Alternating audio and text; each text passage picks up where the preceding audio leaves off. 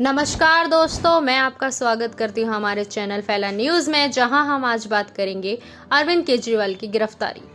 चलिए जानते हैं कि पूरा मामला क्या है। 16 अगस्त 1968 को जन्मे अरविंद केजरीवाल एक भारतीय राजनीतिक कार्यकर्ता और पूर्व नौकरशाह हैं।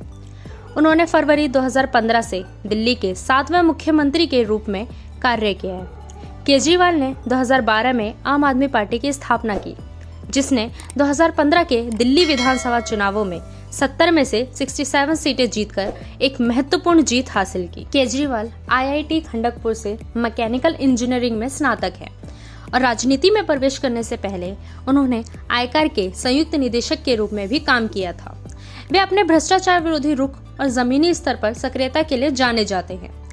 केजरीवाल को विभिन्न राजनीतिक चुनौतियों का सामना करना पड़ा है, जिसमें 2014 में मुख्यमंत्री के रूप में अपने पहले कार्यकाल में 49 दिनों के बाद इस्तीफा देना भी शामिल है। उन्हें विभिन्न विवादों में शामिल होने के लिए जाना जाता है, जिसमें मीडिया फिक्सिंग से संबंधित आरोप, COVID 19 टिप्पणियां और दिल्ली शराब घोटाला जैसे भ्रष्टाचार के मामले शामिल हैं।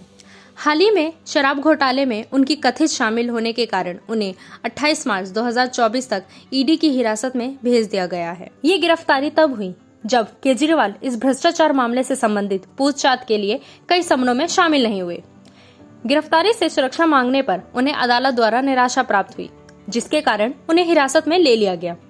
केजरीवाल के प्रशासन द्वारा लागू की गई ये शराब नीति की ED की जांच में निजी खुदरा विक्रेताओं के प्रति पक्षपात के आरोप सामने आए हैं, जिसके कारण उनकी गिरफ्तारी हुई। इस गिरफ्तारी से विवाद खड़ा हो गया है, जिसके बाद केजरीवाल की ईमानदारी और भ्रष्टाचार पर विरोधी रुख द्वारा सवाल खड़े किए गए हैं। शराब घोटाले का खुलासा। केजरीवाल सरकार द्वारा शुरू की गई शराब नीति का उद्देश्य निजी खिलाड़ियों को सरकार द्वारा संचालित दुकानों के साथ संचालन की अनुमति देकर दिल्ली में शराब की बिक्री में बदलाव लाना था।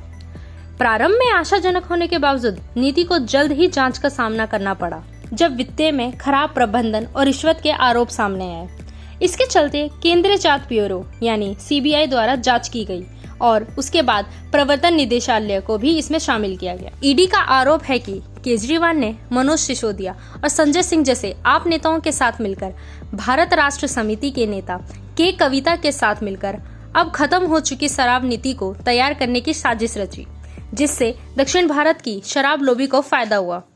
ED का दावा है कि इस पॉलिसी के बदले में साउथ लॉबी आम आदमी पार्टी को 100 करोड़ रुपए देगी।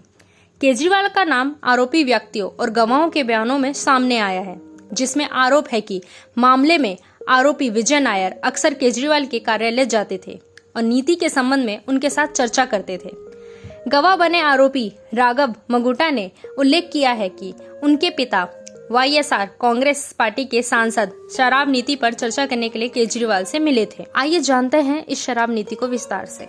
नवंबर 2021 में दिल्ली सरकार द्वारा इस शराब नीति को लागू किया गया। 8 जुलाई 2022 दिल्ली के मुख्य सचिव ने नीति में घोर उल्लंघन की रिपोर्ट दी। 22 जुलाई 2022 को दिल्ली के उपराज्यपाल ने नियमों के उल्लंघन पर CBI जांच की सिफारिश की। 19 अगस्त 2023 को दिल्ली के पूर्व उप मुख्यमंत्री मनोज सिसोदिया और 3 अन्य के यहाँ CBI ने छापे मारे। 22 अगस्त 2022 को प्रवर्तन निदेशालय यानी कि ED ने शराब नीति पर मनी लॉन्ड्रिंग का मामला दर्ज किया। सितंबर 2022 को आम आदमी पार्टी के संचार प्रमुख विजय नायर को CBI द्वारा गिरफ्तार किया गया। मार्च 2023 को ED ने दिल्ली के पूर्व उप मुख्यमंत्री मनोज सिसोदिया को गिरफ्तार किया। अक्टूबर 2023 को आम आदमी पार्टी के नेता संजय सिंह को प्रवर्तन निदेशालय ने गिरफ्तार कर लिया। अक्टूबर 2023 ED ने दिल्ली के मुख्यमंत्री अरविंद केजरीवाल को पहला समन भेजा। 16 मार्च 2024 को भारत राष्ट्र समिति नेता के कविता को प्रवर्तन निदेशालय यानी ED ने गिरफ्तार किया। 21 मार्च 2024 अरविंद केजरीवाल दिल्ली शराब मामले में 21 मार्च 2024 को 9वीं बार ED के समन में शामिल नहीं हुए। कुछ घंटों बाद दिल्ली उच्च न्यायालय ने उन्हें गिरफ्तारी से सुरक्षा देने से इनकार कर दिया। प्रवर्तन निदेशालय यानी कि ED की टीम ने उनके घर पर तलाशी और पूछताछ की, जिसके बाद उन्हें गिरफ्तार कर लिया गया। ED ने इस मामले में केजरीवाल पर साजिशकर्ता होने का आरोप लगाया है और ये दावा किया है कि नीति ने खुदरा विक्रेताओं के लिए उच्च लाभ मार्जिन प्राप्त किया और इसमें 600 करोड़ रुपए से अधिक की रिश्वत शामिल थी। ED का आरोप है कि इन फंडों का एक बड़ा हिस्सा आम आदमी पार्टी ने चुनाव प्रचार खर्च के लिए इस्तेमाल किया था। इस मामले के सिलसिले में केजरीवाल को अन्य आम आदमी पार्टी नेताओं के साथ गिरफ्तार कर लिया गया है। वे गिरफ्तार होने वाले भारत के पहले मौजूदा मुख्यमंत्री बन गए हैं। ईडी ने घोटाले में विभिन्न व्यक्तियों और समूहों की कथित भागीदारी पर प्रकाश डाला है, जिसमें मामले से जुड़ी महत्वपूर्ण मात्रा में धन और संपत्ति की वसूली भी शामिल है। इस मामले के कारण आप नेतृत्व के भीतर कई गिरफ्तारियां हुई। इस मामले के कारण आम आदमी पार्टी के नेतृत्व के भीतर कई गिरफ्तारियां हुई। ईडी ने दावा किया है कि घोटाले की आय का इस्तेमाल राजनीतिक लाभ के लिए किया गया था। इस मामले से जुड़े विवाद ने दिल्ली के राजनीतिक परिदृश्य में भ्रष्टाचार और सत्ता के दुरुपयोग को लेकर चिंताएं बढ़ा दी हैं।